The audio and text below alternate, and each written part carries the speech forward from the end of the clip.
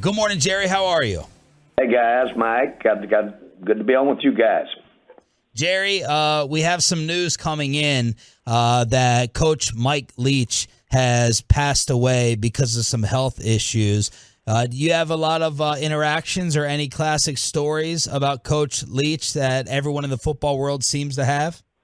Well, listen, I had such respect for him. I knew him fairly well and would enjoy talking football with him. Some of his experience as a young coach there with some of the Barry Switzer involved in his time with him were really just classic stories that you would get from someone that spent his life in football and by the way, had a really unique, effective, successful skill in terms of, if you will, offensive football. So, boy, he's going to be missed.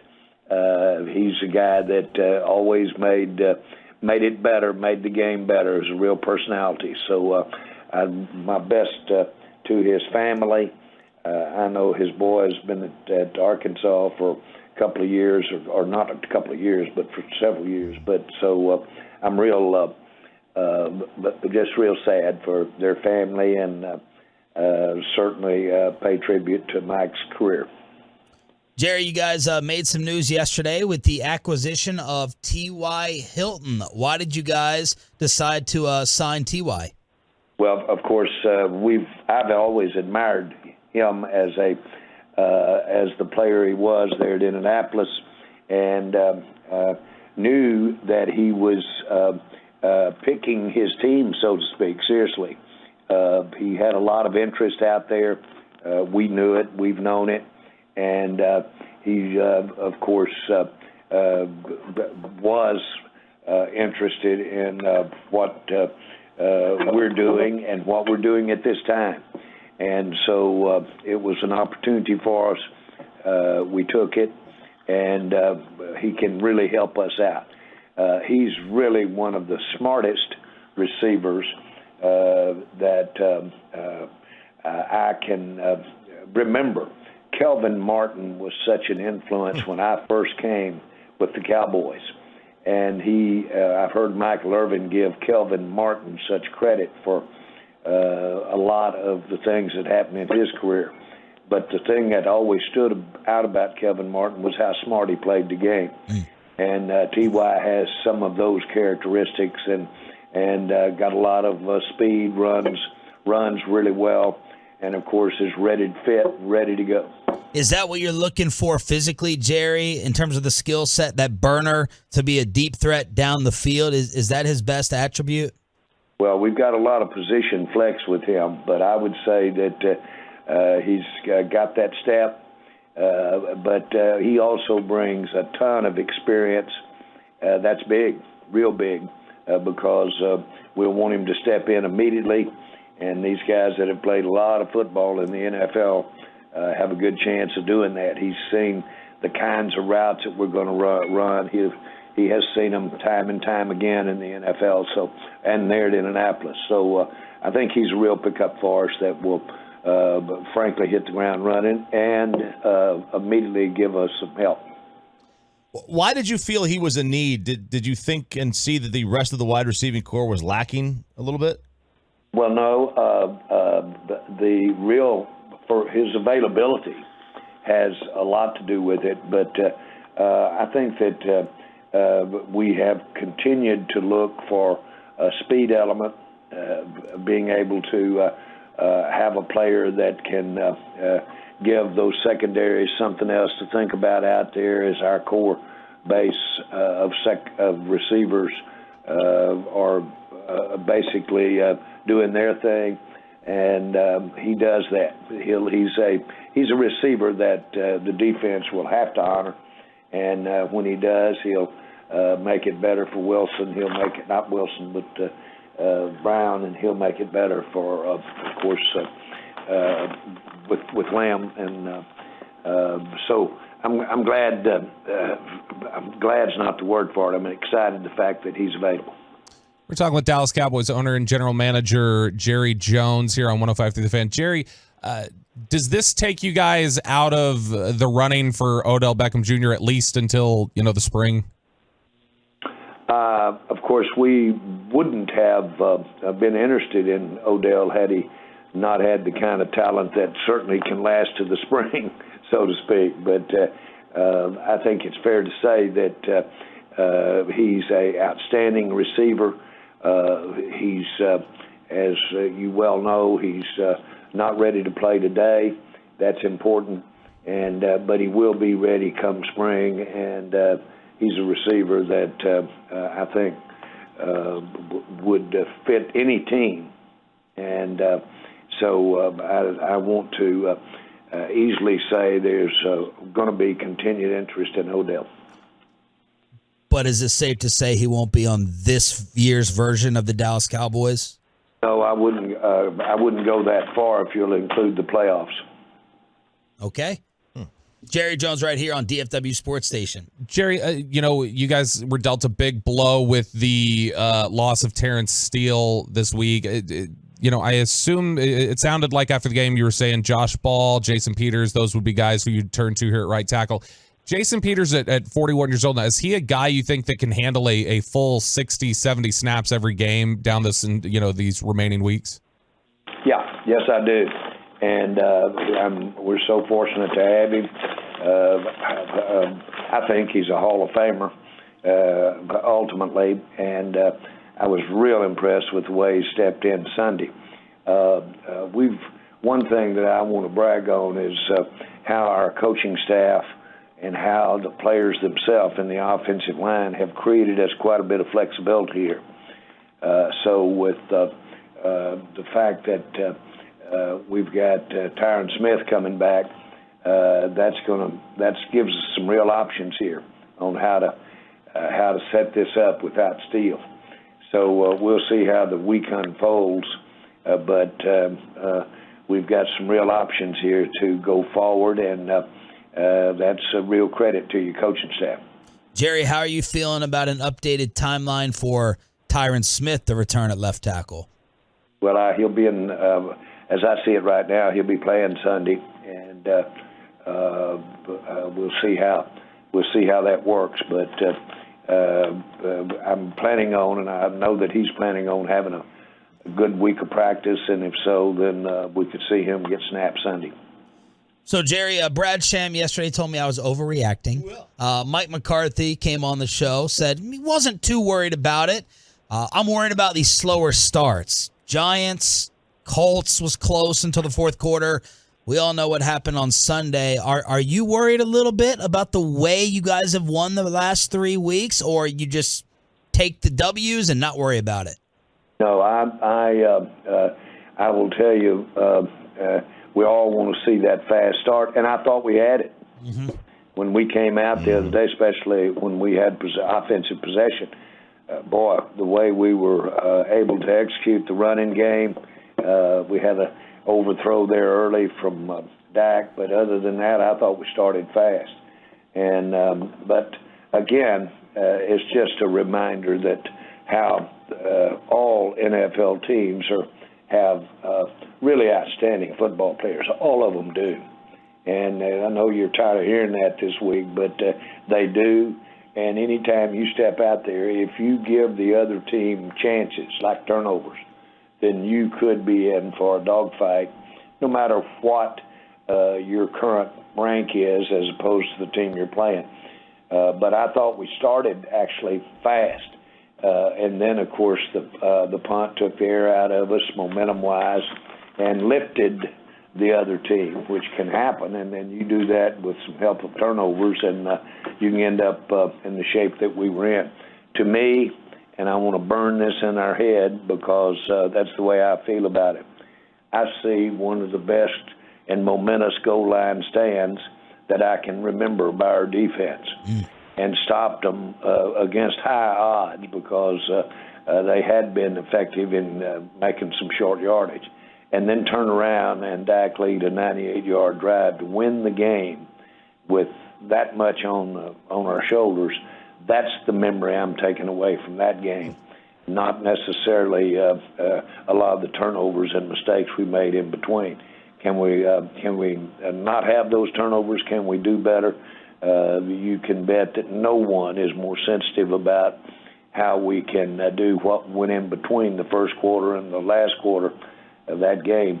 This team is going to have that burn in their mind too, and that's a good thing. Jerry, I know you said after the game that the Texans came out and gave some looks that had frustrated the passing game, frustrated Dak a little bit. Similar question to, I guess, the one that had come out after Denver last year. Do you expect teams to play you similarly the rest of the way as to what Houston threw at Dak on Sunday?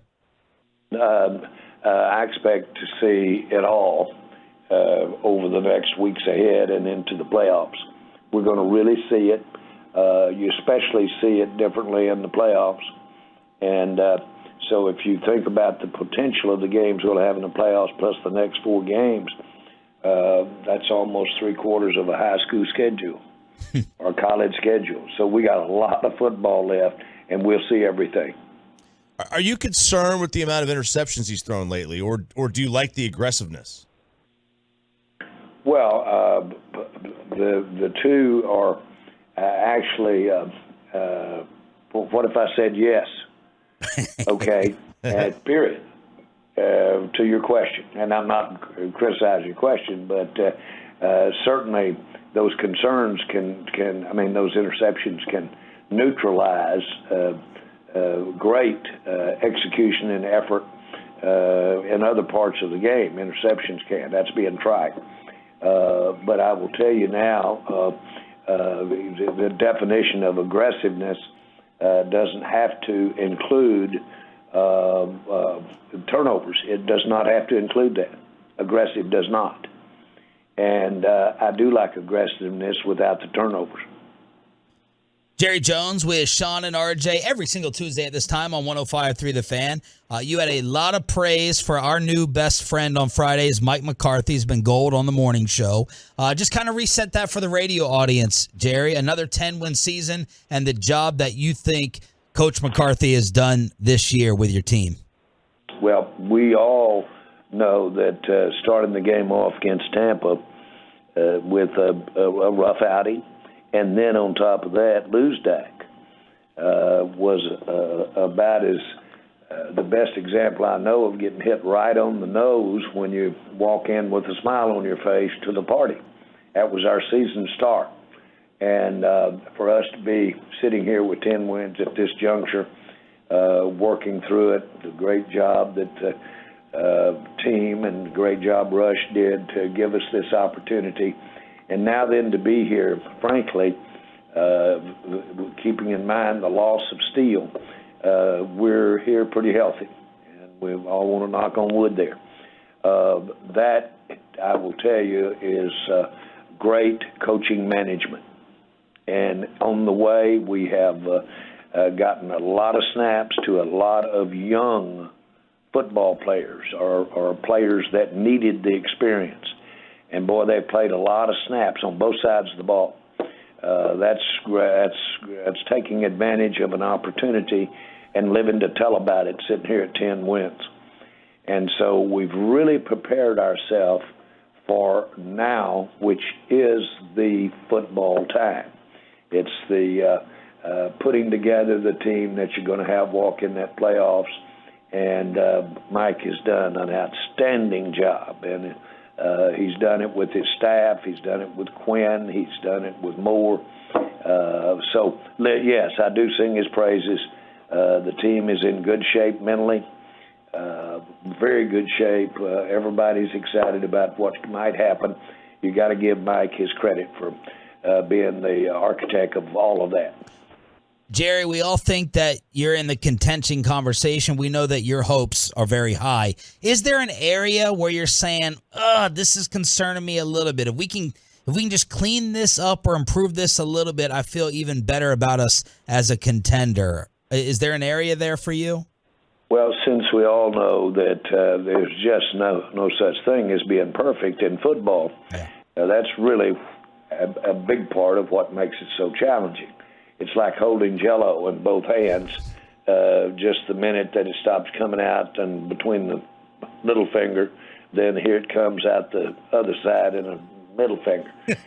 So the whole point is that it's a continual process of getting better. You want, at any juncture, you want bright eyes, you want excited players, you want committed players, you want good health, and you want a combination of success, but you'd love to have some battle-tested, some real, if you will, tests of will along the way if you're getting ready to go into your most important part. And so I like the fact that we've been tested. We've been without Prescott. We've had games where Prescott could have played better, which is the nature of the position, by the way, to have that kind of attention. But we've seen him play outstanding and do some outstanding work at quarterback. And I know, comparing him to a lot of other quarterbacks, we're fortunate to be going into these playoffs with him and with him healthy. So when I look at these areas, I don't see a area that that's gaping with something that we're going to have to compromise the rest of the team to overcome that problem. I don't see that. I see a good balance. I see a balanced team, defense, offense, special teams. That's been a work in progress. We're in good shape there. So if we can maintain this health thing and not get a rash of injuries over these next 4 ball games, boy, I think we've got a chance to walk in and go into those playoffs with a real solid to potentially team that can really advance and maybe get the big one. Jerry, we saw the news at the end of last week that you guys are planning to spend close to $300 million to upgrade portions of AT&T Stadium in advance of the World Cup. Can you talk about those upgrades? And I mean, is this going to be anything that's going to be noticeably different in terms of aesthetics and things like that? Since building that stadium, we've always known that you've got to always be, if you will, maintaining the experience. And a big part of our stadium was that the stadium was built for the approximately 100,000 that can come to the stadium. And but you could have had a great place for the Cowboys and not had what we have out there, and still had a great place for the Cowboys to play with that number of people. Stadiums are downsizing, and we're downsizing then, but I chose to go the other way. But the thing to remember is that stadium was really built for television, and it was really built so that Al Michaels, or it was built so that when John Madden was there, or Chris Collins were today, that when they are talking not to the 100,000 people at the stadium, but to the 25, 30 million people that are watching, and they say, folks, you ought to see this place. It looks brand new. It's pristine. There's no intellectual clutter. The squares are with the squares. The rectangles, they match the rectangles. The circles are with the circles. There's no clutter here. And it's beautiful. You can eat off the floors at the event level, and I say that literally, where it's usually hectic. And so those are the goals that we have out there. And as a part of that is this $300 million project that we have that will maintain the stadium just like the day we walked in it when it was brand new, and we'll add some things that are better than what we had 15 years ago. And it'll be ready for the World Cup. Yes. Which will be here. There we go. So hopefully. Can you confirm we're going to get it, Jerry? I can't, but we're in the hunt, and that's a thrill, and it's exciting to think about, and we're working hard, but we can make this stadium the best one they've ever had a World Cup in, and be a great way to present soccer. Jerry, if the playoffs started today, you guys would be in Tampa, which is a team that is below 500. The league's never really gone to, best record to host a playoff game. Has there been discussions about that within league meetings about getting rid of division winners automatically getting a playoff game over a home playoff game over a team with a better record? Well, you can imagine there's always been discussions about that key point for teams, and it's usually the same ones. It's not the same team, but it's the ones that would have liked, with their type season, a better shot to get in it. And that's natural. And I like our system that we're in right now. I'm well aware of any of the flaws that might be there. You could have a team with as a division champ that doesn't have as good a record as one that's third in their division, but still there's some reasons for that too, competitively, that we strive for. I think it's a great one. It keeps it's exciting for our fans, and the main thing, it really, since I've been in the NFL now for 30-something years, it maintains the promise in each of our 32 markets that our team has still got a chance. We can get in the big game, and we all know this crazy football, and if you get in the tournament and you got 3-2 games to play, you could be world champs. And that's what it's about. It's who is standing at the end, and that is our game. Jerry, last one for you here. Do you have any update on Jonathan Hankins? I know he had the pec strain, but do you have any idea how long he'll be out? You could see Jonathan back for the playoffs. He won't be back before then. Jerry, thank you so much for all the answers and the time. Hopefully you're dodging the weather today, and we'll hear you on Friday. Good luck Sunday. Well, that's great. We got our NFL meeting in town today and tomorrow, and got some key things to be working on. But more importantly, day off for our players, and then they'll be coming back, getting ready for a team that I respect a lot over in Jacksonville. So we got a big week planned ahead of us. Jerry, did you have that hype in your mind that Trevor Lawrence was like the next great one when he was coming out of Clemson? Well, he was outstanding. I know that coaching staff over there uniquely pretty good, and I knew he was an outstanding talent, and he hasn't disappointed. Now he's a very, very talented quarterback for the NFL, and he gives us fits when we think about him. Jerry, thank you so much. Have a good meeting. We'll catch up soon.